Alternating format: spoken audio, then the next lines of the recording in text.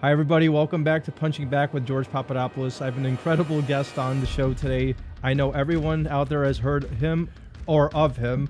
And not only that, he's my good friend. Whether we agree on everything or not, doesn't matter. Tom's my guy. And Tom Arnold in studio right now. George, I love you. You know that from the moment we became friends a year and a half ago, a little bit, when I met you and your wife on Beverly Boulevard or Beverly Drive. It was a Sunday afternoon. Exactly. My kids are with me, who you know very well. Exactly. We just finished soccer practice.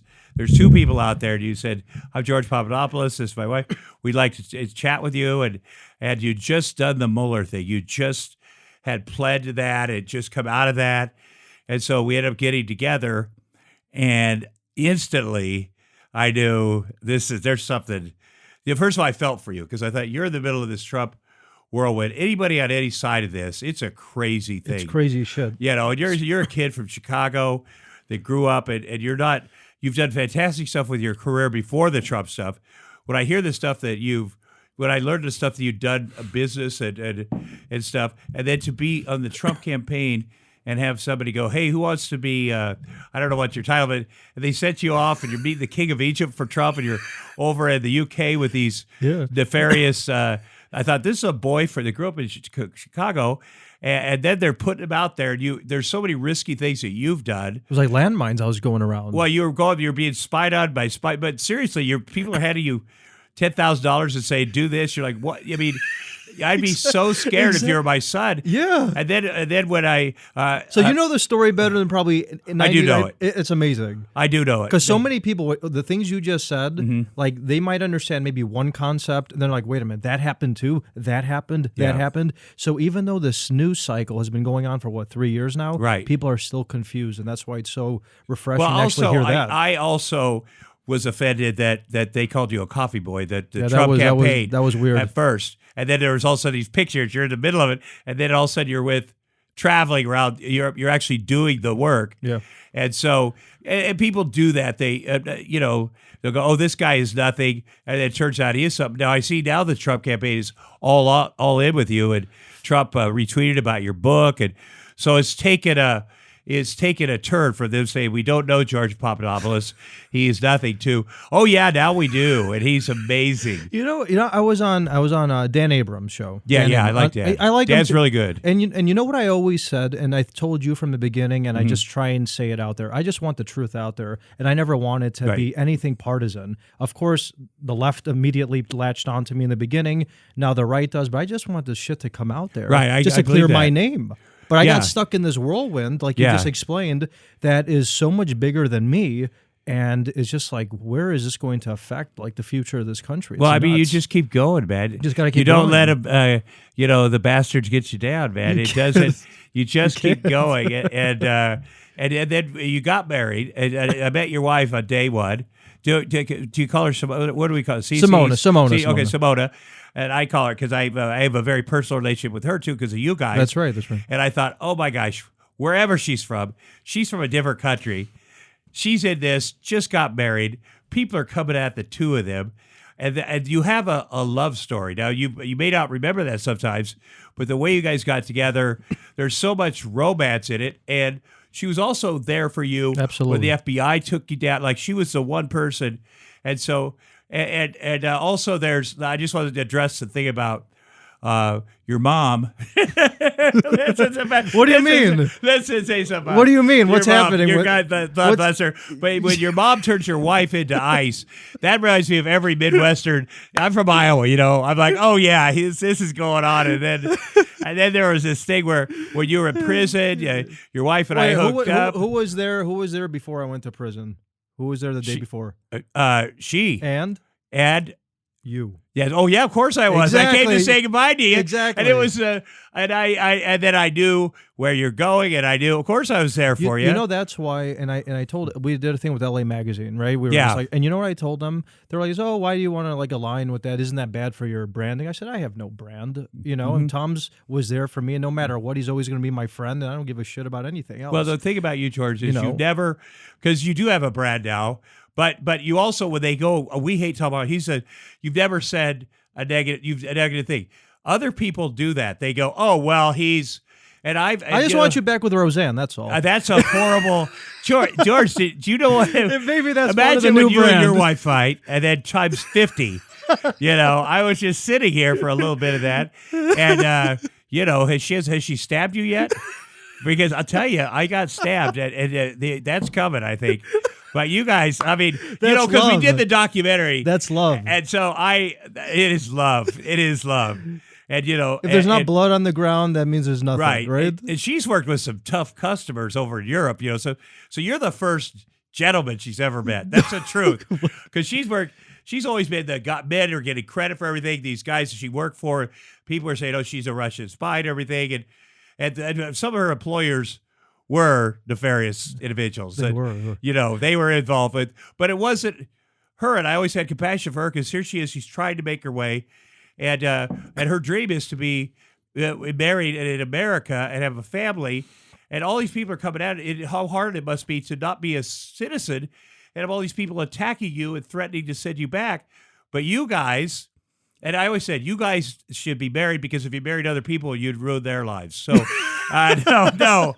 I just think that I know from my marriages that the pressure that you guys were under and are under, I had so much compassion. I still do for both of you. And, I've tried to mediate. You have. Oh, my God. People want you see in the Washington Post or LA Magazine, they say, yeah, Tom's become like a surrogate father, but you actually have kind of. I have, and I've spent time alone with both of you.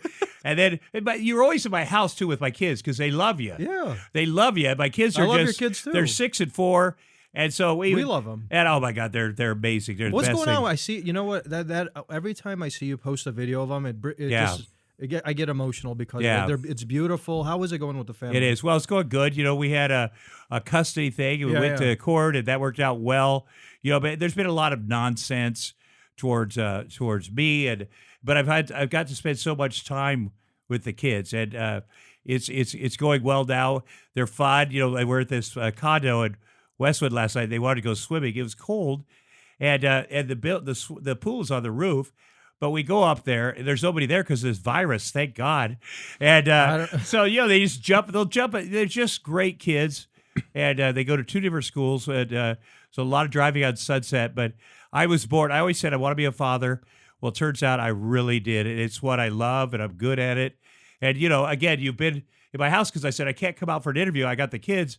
Come over here, and you guys have just hung out. That's right. And it's been very nice. And you've talked about having kids, and I'm like, slow down. No, but I mean, you would be a great father. You just got such a nice heart. Thank you. How's Tom, your father doing, by the way? I don't know. Okay? I don't know. I had this. That's one of the things that really got me mad about this whole situation I found myself in is the collapse of a lot of relationships I had. And I mean, life is weird, it's unpredictable, it's not linear. That's what makes life beautiful. Mm-hmm. But, I do hope that those relationships eventually heal because it's, you shouldn't be divided. You know what? Your mom, she it just made me laugh, Kiki, because when she was getting involved in that. She tweets you all the time. I know, but it just. She's your mom, so it will work. It will work out. Your dad is your dad. I saw that in the Washington Post magazine thing with Tom Franks, the writer. Like he went out, he did a great job. Tom's good. He spent time with everybody. He got the full. It was clear that you were still on your own. And your parents had different opinions, but this thing with your mom, it just makes me laugh because I am from that part of the country. It's very normal.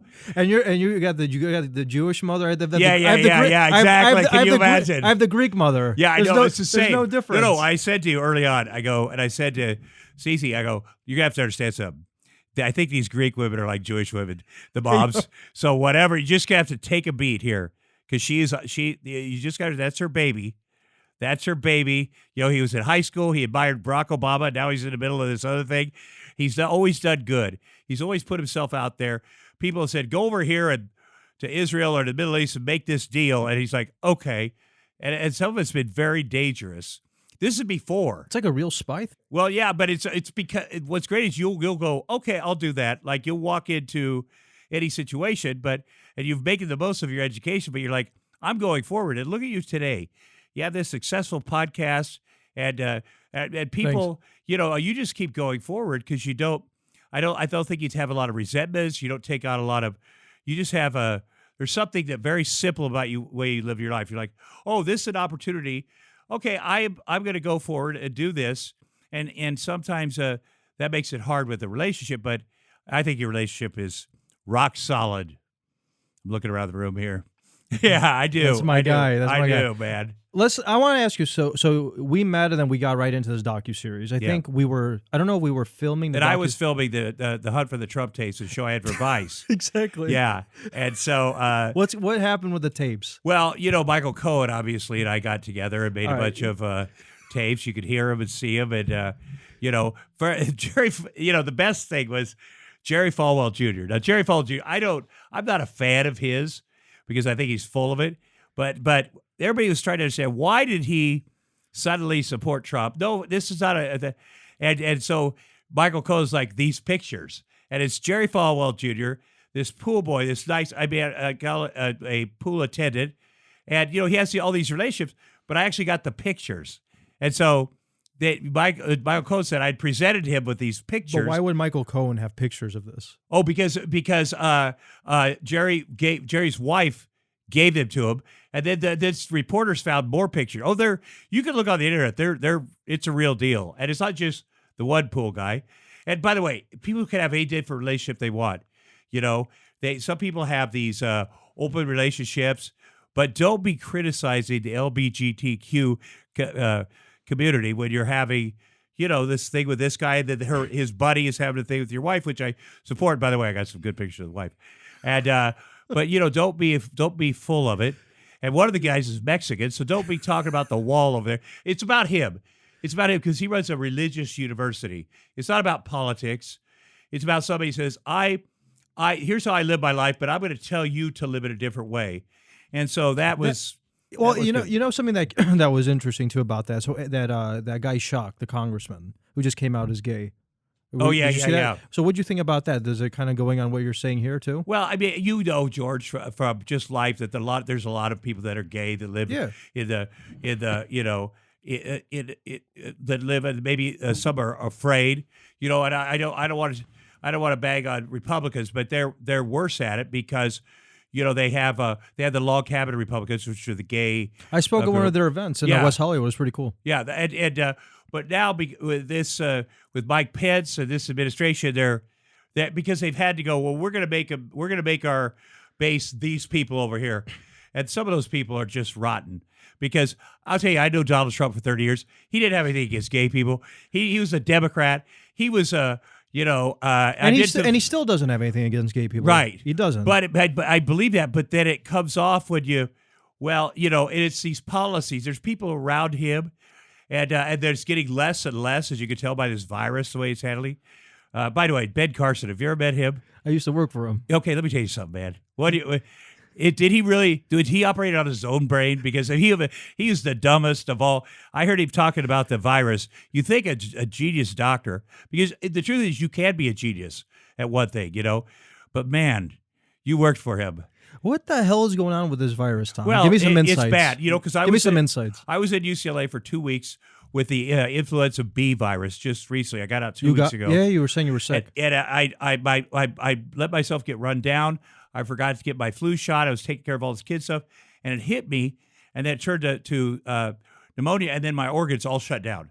So I was on life support for 11 days. What? From influenza B. Where the hell did you get it from? We can all get that. Just here in California, or were you traveling? Yeah. No. Here it's out there. There's influenza A and B. Those are the regular flus. We had Dr. Drew on too. I love Dr. Drew. We both love him, and he was talking about just the homeless problems and people getting these diseases and just passing them along to just the other people. Well, it's not even yet. Yeah, the homeless problem. I haven't heard about thing. Influenza in a while, man. But also just that nobody was prepared.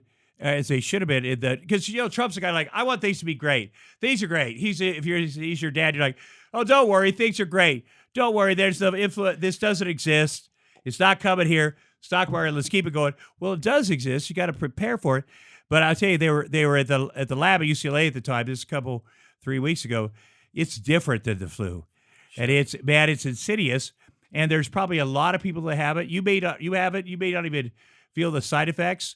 But if it gets in a cluster like one of these old folks' home or a ship or into a school, we just got to be on top of it. And I think now they made up a lot of ground.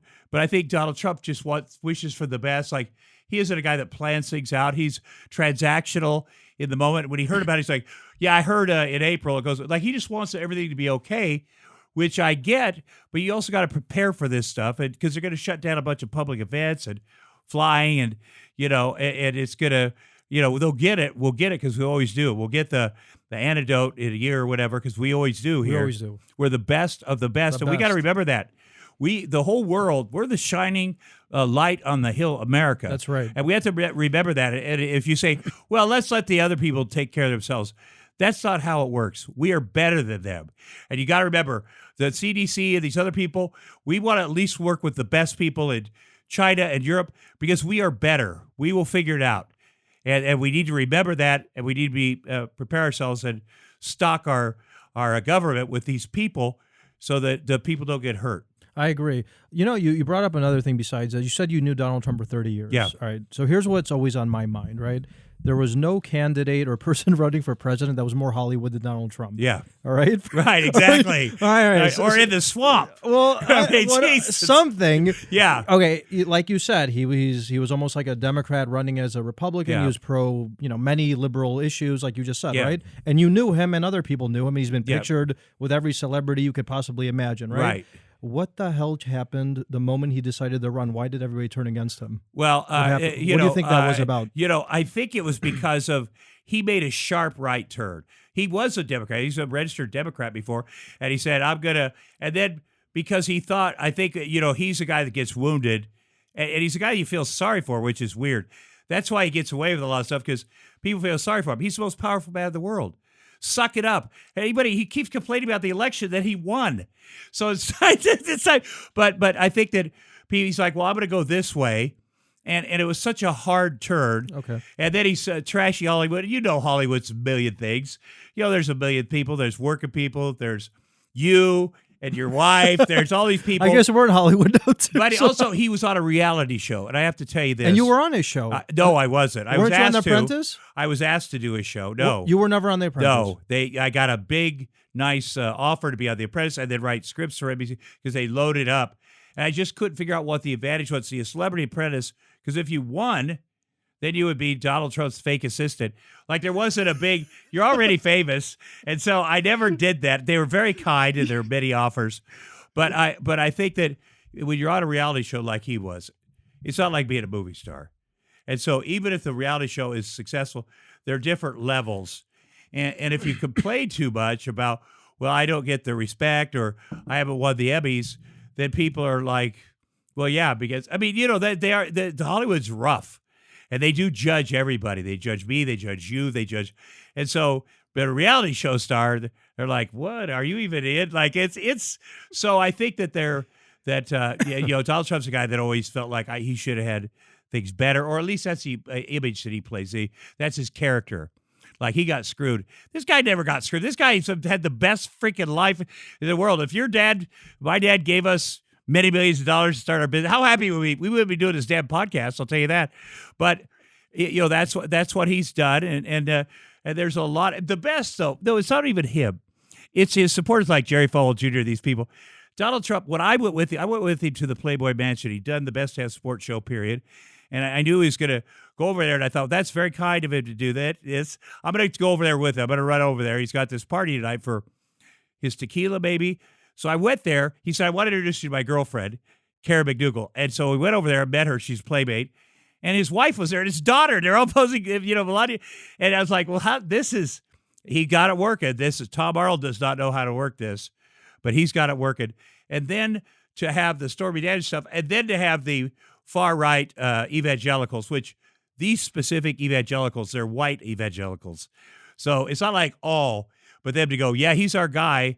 Well, what is that about? Is it about money? Yeah, because they're the prosperity evangelicals. So a lot of them have thrown out their own values. And so one of these days, they're going to have to look back and say, we all will. We'll all look back on this. I've done things with this Trump stuff that I'm not proud of.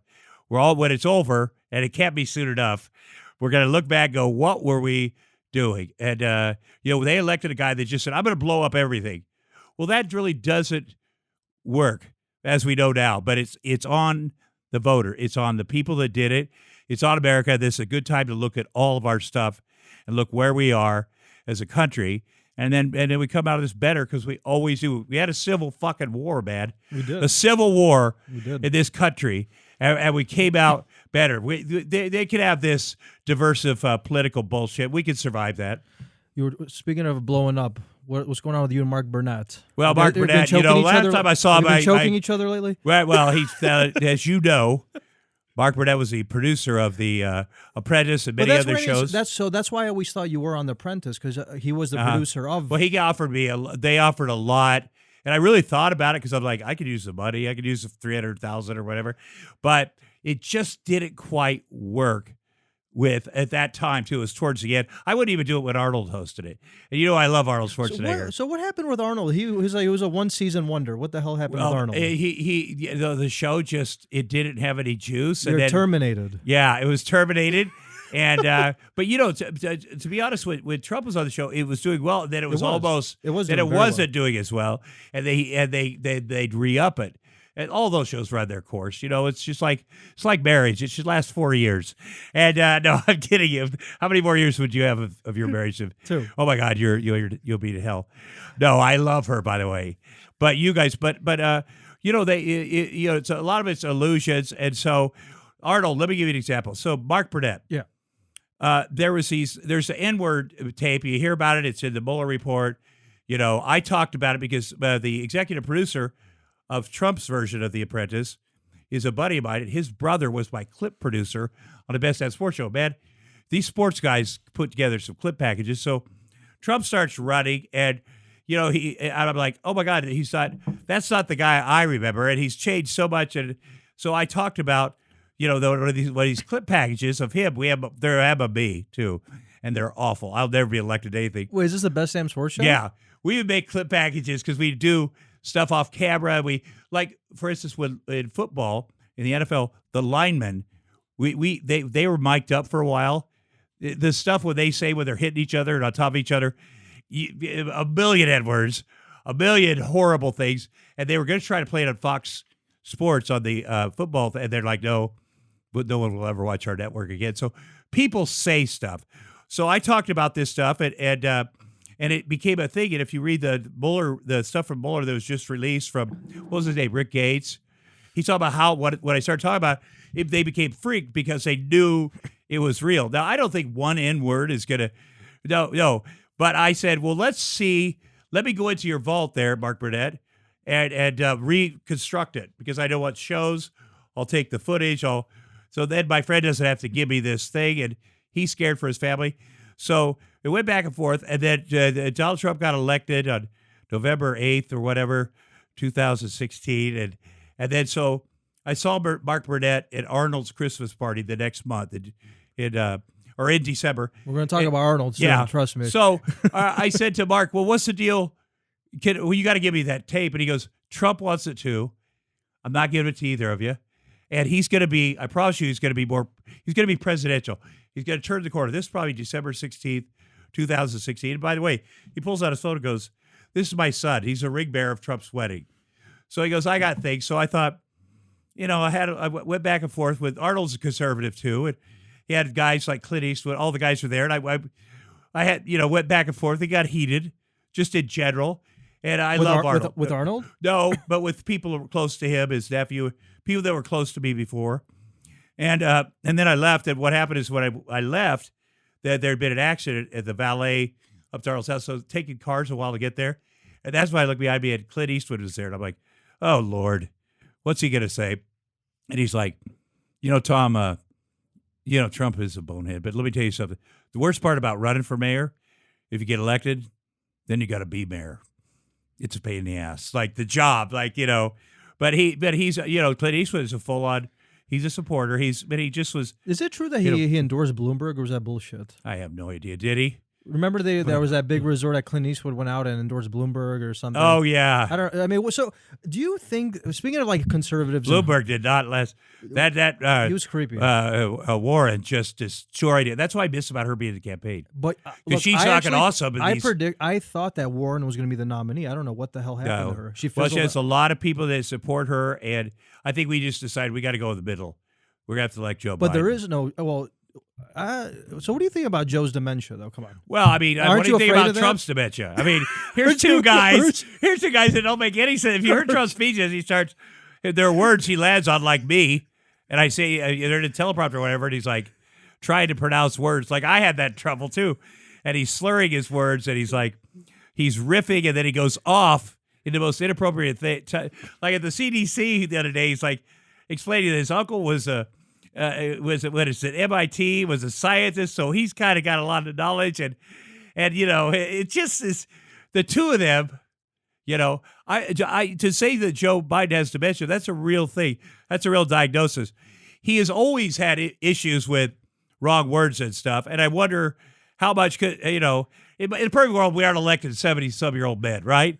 In this country, there's people of color, there's women, there's young guys. We had better. There's strong candidates, but then we have two old white guys running again. Well, I was going to ask you about because we've been talking a bit about the identity of both parties, right? What the hell's the identity of the Democratic Party today when you do have Joe Biden as a prospective nominee? Well, the identity is pretty simple. Joe Biden, we want to bring back civility and peace. He ran the Ebola thing for Obama and did such a great job. So who's in charge of the Trump administration? Who's in charge of these things? And it gets people, it becomes weaker and weaker, the people around it, because they're leaving. And so America, you got to feel confident. If there's a war breaks out, if the North Korea guy missile lands in South Korea, we're going to have to do something. If this virus, there's nothing you can do about it. There's nothing I can do, nothing. Except be prepared. Exactly. Wash your hands. Wash your hands. Blame Obama, whatever. But the thing is, it's so real. You can't fake it. Your spokesman come out and say, well, it's not real. No, it is real. People are dying. You got to get on top of it. And I've seen Trump, you can tell he just got a smackdown or something from somebody. Like, you can't, this press conference, you have to say, and he's just so, but again, he wants everything to be great. He wants the stock market to be 40,000. Like, that means a lot to him. But he's living today. He's not, who's going to pay for all the tax breaks? Your kids, you, and me. These 78-year-old guys, they don't care. They're going to be dead soon. So they don't care about the future. They're thinking, and believe me, he's got a million of them. They're in Hollywood, too. A lot of Hollywood supports him. The money people. A lot of Hollywood supports him. Yeah, and they'll do this bullshit. They go, what do you mean? Tell me about that. I'm interested in that. The rich guys. Because you always hear that Hollywood apparently hates him, but that's... No. They put the rich people, even about the rich Jews, which is very disappointing to me. But they're like, listen, I don't agree with this. I don't agree with the racist part and Stephen Miller and this guy, but I agree with the 80% of, and it's always like, I like money. It's that people are making a lot of money. Now, I don't know that it's gone down to what he says or the working class people aren't, and there's so much chaos. But for a party that's like politically, financially conservative, or they've certainly, the debt has gone crazy, and that someone does eventually have to pay that, I'm told. I know that for my own, and it's not going to be him, and it's not going to be his kids. It's going to be your kids, my kids, and he just is a guy that wants to, it's like a show. Mark Burnett had to edit him so much to make him appear like he genuinely knew what he was doing, but you could do that on a show. But this is a presidency, and people are kind of like, well, what he really meant was this. No, what he meant was what he said. His tweets are real. Nobody, and that's who he is, and I got to give him respect. He's never changed who he is. He's that person that believes in he's a conspiracy guy. He believes in the fear of the unknown, the country being overrun by dark people or whatever he's afraid of. He genuinely is that guy. Like Michael Cohen explained, he's not a racist, like says bad things. He just is like that old school where he said he would think, well, black people are awesome. I love them. They couldn't run the country or a country. They have shithole country. I respect them. They're good at what they do. They're probably better than us. But that's how he looked at him. So he comes in with Obama. he tells everybody, I'm going to erase him, the stain of Obama. He shouldn't be on Mount Rushmore. I'm going to change all his policies without ever reading. Like the Iran deal, he's never read anything in his life. He's never read the Bible. He's never read the Constitution. He doesn't read. I can tell you that 100%. But he's like, this Iran deal, it's off. It must be terrible. Instead of going back in and saying, let's improve it a little bit, or let's improve Obamacare. Obamacare is a shit name for something. It should never been named that. But he's like, I'm going to blow this up, and I'm going to be the best deal maker. And the people around him are like, okay, let's let him do that. Instead of saying, actually, let's try this other thing, and we'll figure out a way to give you credit for it. So he's always stayed the same. He is a lunatic. He's those rallies are. He does 2 hours of material as a comic, and that is crazy amount of time. He just gives to his audience, and he'll take it. If he's reading something he's supposed to read, it's boring. He'll stop reading that. He starts playing to these guys, gives them the classics. And well, you're from the Midwest, right? You're from the Midwest, so you should understand this off the cuff, more in your face. Just my whole family, most of my family supports him. Just talking directly to the people and trying to improve the working class lives. Don't you think he's doing that? Well, the stats show that. Well, he is trying to, and sometimes when you say you are, people go, "Oh, we are."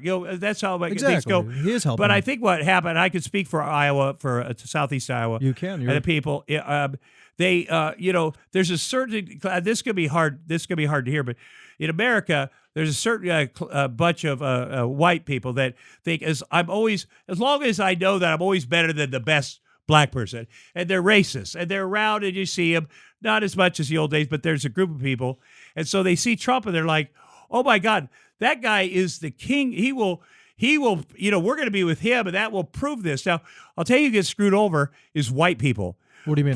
Poor white people by these policies. Wait. Who screwed them? Yeah, the policy and Trump's tax thing is going to screw them over. And it's happened every generation where white people, the racists get up and they're like, we're better than the black people. Now, the black people and the Hispanic people always move up a little bit. They're like, we want to make things better. And there's a group of white racists in this country that sit right there, and they're obese. And they're going to die of diabetes. And they're like, we're just better. We're better than, and they don't say, let's pull ourselves up. And every generation, African Americans have pulled themselves up. And same with Latino people and immigrants. And this white mass of people comes out every 20 years. And they're like, we just want to be someone to say we're better than, and they're the ones that end up losing. That's the thing. It's not the black people. It's not the Hispanic. It's this group of white racist people. And if you look at the history of America, they're always screwed over. They're like, what? We're still going to support, and because everybody else wants to move up. You come to this country, it's the greatest country in the world. What an opportunity, and they're like, I'm going to grab something and move up. And there is this, and it's always, it seems like it wouldn't be. It seems like, well, there's some racist, because there's racist people in the Trump administration, but it's the white people that are supporting him that are going to, I'm not saying it is rallies, because he gets quite a variety of people. There's a lot of people that are like, I got to see this freaking show. But there's this Have you been group to a of people- rally? No. How do you think the Secret Service came to my house. So when I said I would wrestle him or something, and they go, Tom, now you're not going to go to a rally and take a swing at him. Yeah. What happened? I tweeted that. What happened? Well, I got a call. I said I would. He was talking about body slamming because of that with Giancotti or whatever his name. It's not his name. The representative up in Montana or wherever who had body slammed this little reporter. And Trump's on stage like, I'd like to body slam. And I go, and I know how big he is. I know I could take him. So I said, well, I will come to an event and body slam. And if you body slam me more, you win. And so the Secret Service, I got a call. They're like, yeah, you won't believe this, but we got a call from Washington, D.C. We have to come and interview you. And so I said, come on over. And I put part of it up on the internet. And these guys are the nicest guys. By the way, if anybody gets hurt in any kind of violence, it's the Secret Service. They're out the first people in line. So, if someone brings a gun to a rally or does so, these guys have put themselves right. So, these guys risk everything. And they're happy to do it, and they're patriots, all of them. So they came over, and we spent about an hour together, and I told all my stories of, but then they had to go, seriously, okay, now if you're back in Iowa and you run into Trump, Are you going to swing on him? Like, I go, he's the president. Everybody will know he's there. He's got bodyguards. I'm not going to swing on him. I'm not a crazy person. But then I also explained I made them listen to all my stories, and they were the nicest guys. And they said, we're going to Florida tomorrow because we know who the bomber is. They'd identified the Caesar Sage, whatever. The guy with the ball. The the guy who was sending the mail to. Yeah. Oh, that was back then. That was like 2 years ago. Yeah, it was the day before. They said, we know who it is. We're going to arrest him. And then, which is, man, that puts a serious spin on it. And then 2 days later, then I flew to Pennsylvania. And that's where they had the shooting at the Tree of Life Synagogue, like one thing after another. And so I say to myself, I'm just going to keep, I have a First Amendment. This country is so great. Didn't you go over to the where they got shot? Were you there? For some reason, I thought I had moved from Pittsburgh to Philadelphia, but I felt like I'm here in the state. They just come to my place. They're arresting Caesar Sayok or whatever his freaking name. That lunatic. What the hell was There's that? so many people like that, though. But and I said, this means so much to me with these guns and the automatic guns. That's another thing. Growing up with guns, I'm very. I know guns. I've had many guns. And are you pro gun or what's your opinion on gun? Pro. You got to defend. I'm pro a Second Amendment. You have to be. But I'm not pro having a military style weapon in your hands. And I've been to Afghanistan. What were you doing over there? Well, visiting the troop. No, I was just partying. No, I was getting some heroin. But I went over there in 2007, and we got to go with the 10th Cavalry on the east part of the. You went to Afghanistan? Yeah. That's wow. And I said they let us go off. You go with the USO or whatever. It's pretty organized. And Dax Shepard and I, as a matter of fact, said we want to go off this planned thing, and we want to visit FOBs, forward operating bases. We want to walk in there where people haven't seen anybody, and they're like, I'm Tom Arnold, just to surprise them. So we signed off our lives and went to this part of Afghanistan where there was a lot of stuff going on. The Taliban and our guys got we got surrounded. Somehow we got this place and we got attacked, and people died in our group. And a kid from Chicago, well, he's a Chicago Cubs fan, and he died. And so he's from Chicago. Yeah, exactly. That's what I love. But these weapons, if you hear how loud they are and how powerful they are, they should not be around anyone, much less a grade school shooting kids in the head. Now, I also said, because I could see the wounds on the guys, because we had to set up we didn't have a hospital, so they set up this thing, and I do think that if America saw the damage these weapons do to a kindergarten kid, the way they blow part of their heads off, shot after shot after shot, if they saw what people look like at Sandy Hook, because Barack Obama did see what the victims looked like, maybe they'd go, holy hell, why is this madness? This shouldn't be in the hands of everyone. So I've gone completely off topic, but no, this is good. This is good. But I think that's how I pick I'm not going to go. It seems like I'm crazy, like I'm going this way or that way.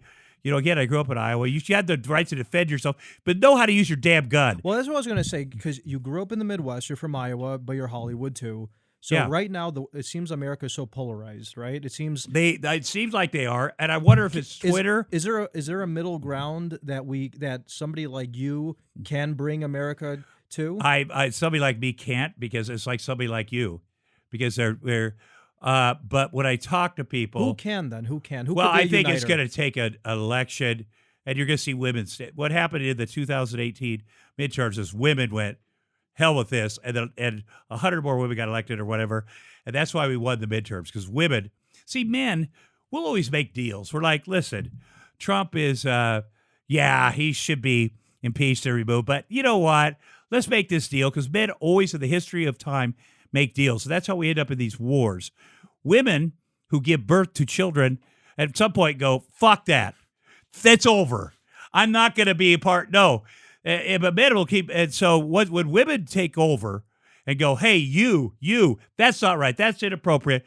We got to calm this thing down, because kids are getting this virus or whatever. Take it down a notch. And that's when, whether it be Republican or Democrat, that things change. And I think that's going to be a big change in this country, because women are just, it's like a reality show.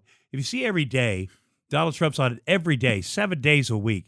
That's a lot for a reality show.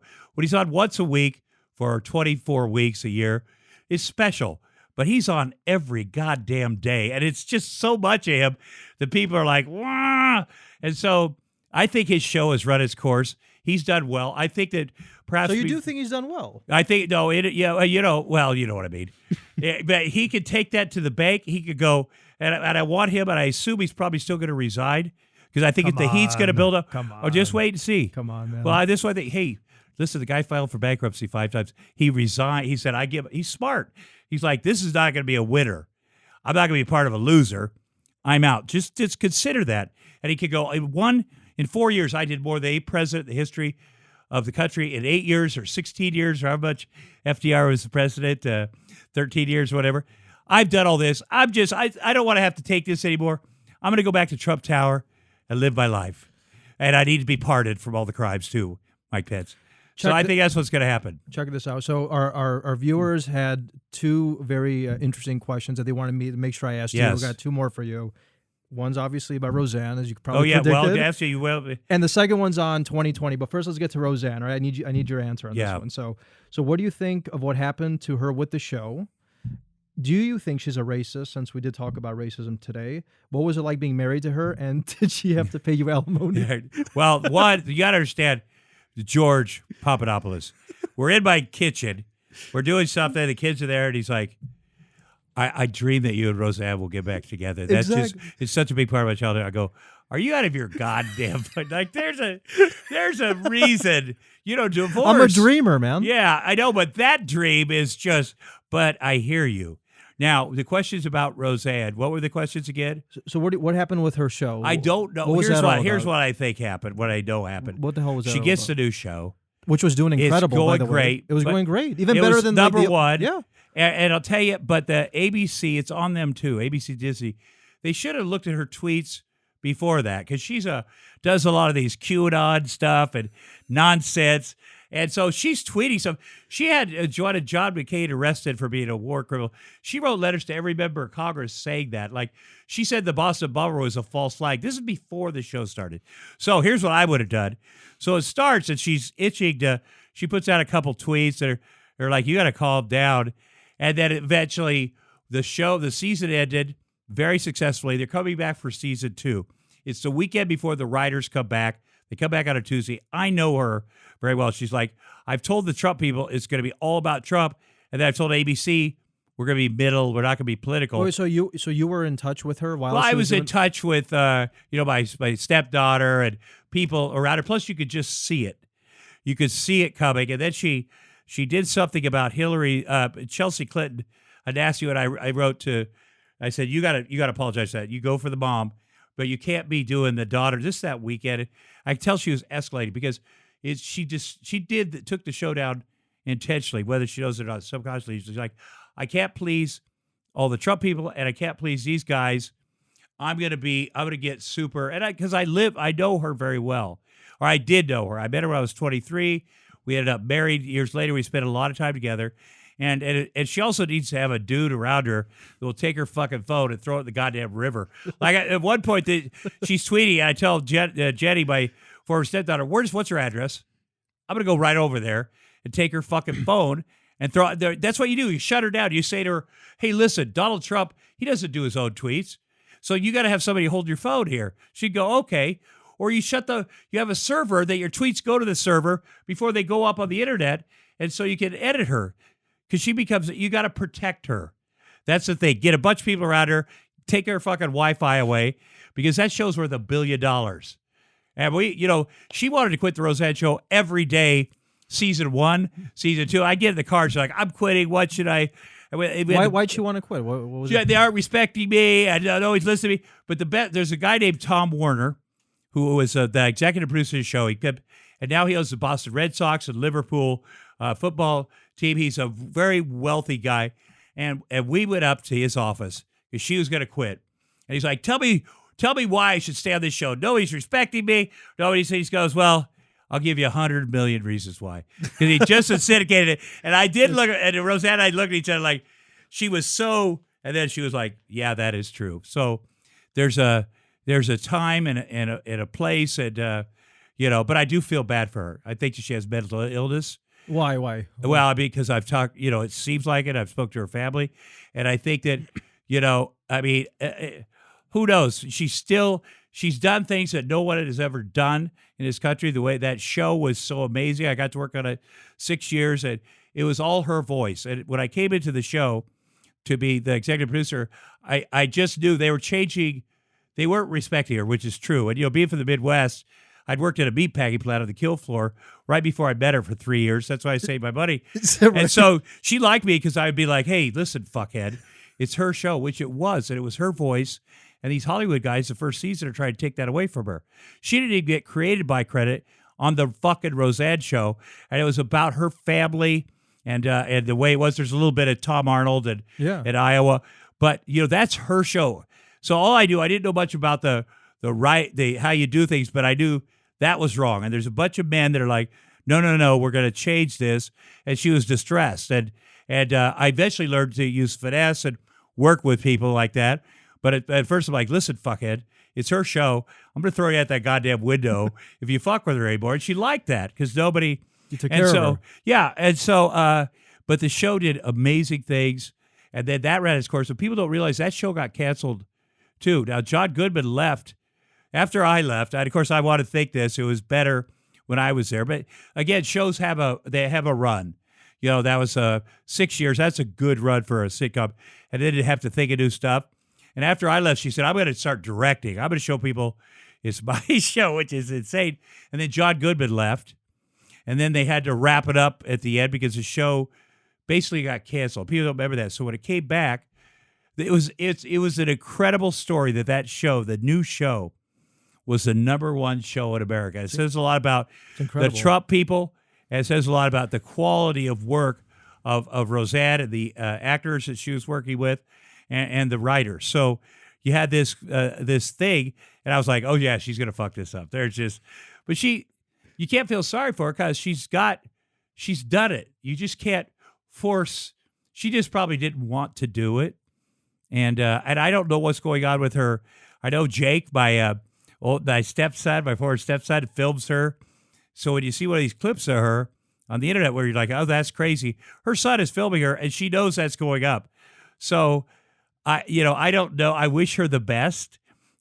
Is she racist, you asked me? I did. What she did was fucking racist. Like, she got caught up. She started changing politically, and then she liked that these QAnon and racist people are supporting her, and she went one too many. And Valerie Jarrett, she could say, well, it was a play on this, but let me tell you, the monkey thing, there's little black kids all over this fucking country every day at school that get called a monkey.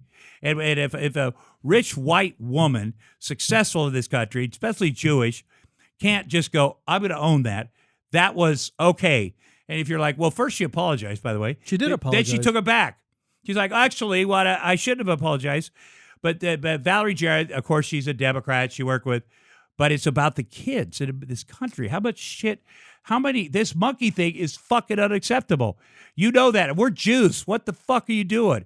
Because the second they go out to the black people, they're going to go out to the fucking Jews. We know that. So don't do it. You're a mother.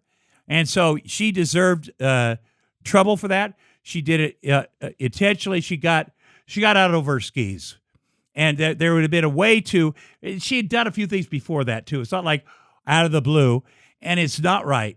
And if I do something against a Republican that's inappropriate, and I'm sure I probably have, I've been fucking, but then I need to make amends for that when this is over. And, but she was at the top of the power structure. She's the boss. She's up here. And I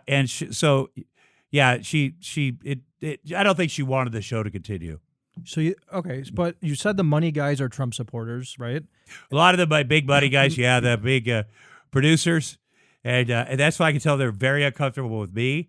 Even old friends are like, Jesus, because I genuinely, again, in this country we have the First Amendment. How many countries in the world could you say, I don't like the president? In fact, I will wrestle him. I don't like what he says. You can say it every day on TV. In America, you could do that. You can. And it's such a powerful, wonderful thing we have. And as a citizen, I have a responsibility. I have to go vote. That's right. Even if it takes 2.5 hours. And I have to do this stuff because in a democracy, it takes work sometimes. Sometimes you have to show up and you have to do the work. And that's what I feel that I'm doing, at least for my kids. And, I go out, I get out. I also like fucking with people, especially people that are like, people that like your fans are like, oh my God, Tom Arnold is this. And I'm, so I always put us together. And because there's people on my side, they're like, oh, George, those guys are spies. And I'm like, get a little grip. There are some bad guys in this. It's not them. It's not me. But, and also people are scared. People get scared. We like to break the rules, though, Tom. Right, I do. Don't we like to break the rules? I do, but I got to tell you something. I'm so proud to be an American. Me too, and I am so Me too. patriotic. And I'll tell you, my grandfather was one of the first people in Dachau, World War II. He was a medic, and what he saw and what the people, and I'm just going to tell you, the people that served in World War II were better than us. These are this generation of people. They just said, let's go. I'm 18, let's go. And here, we were different. But, man, this is such an important thing. Our country needs to, again, be that country, not Russia. Russia's a shit country. It's a country, great if you're the top oligarch white guy, but everybody else is shit. It's infrastructure shit. It's economy shit. And these guys are like, oh, I love Russia. I love Putin. Putin's an asshole. Putin helps cause all this friction by their, but you got to take care of it. When you say America first, you better fucking beat America first. And because, I think that Trump had a thing about Putin. So did Mark Burnett. He tried to do a show with him. And you sort of idolize these guys. And unless you've been of service to this country, unless you've had to go out there and spend time and stand up for this country, if you're just a businessman, you're like, well, where's the money? Where's the money? But this country is sacred, and it needs to be protected and cared for, and it is better than all this. It's way better than Russia. Again, it is way better than Russia. I lived there doing a movie at the same place, the hotel, the Ritz-Carlton. What movie were you at? It was True an Lies? action movie. Was it True Lies? It was an action movie. It's right when Trump was there at the Ritz-Carlton for the Miss Universe thing. I was staying in the same floor. So I do know, and by the way, people in Russia are wonderful, the people. But to go, oh, that's how I want things to be. I'm going to say everybody before me in America was scum.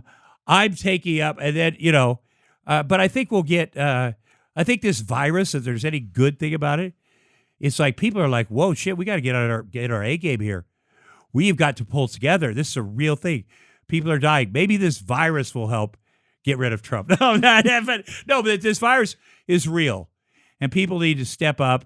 And Mike Pence even stepped up. And he's got the good people. But look, I think their administration's handling the virus great. I mean, and just look how they did it at first. They weren't prepared for it. But check it out. Look how we're dealing with it compared to the rest of the world. And there's obviously, we're a huge country, right? We're not. Right. Well, Italy's dealing with it better. They shut the whole country down. They shut. No, but they're really screwed up over there. I mean, you can't even travel in and out of Italy anymore. Right. It's horrible. Well, but they want to protect their country, and I think that we all have to. I don't want that. That'd be scary if that came to that.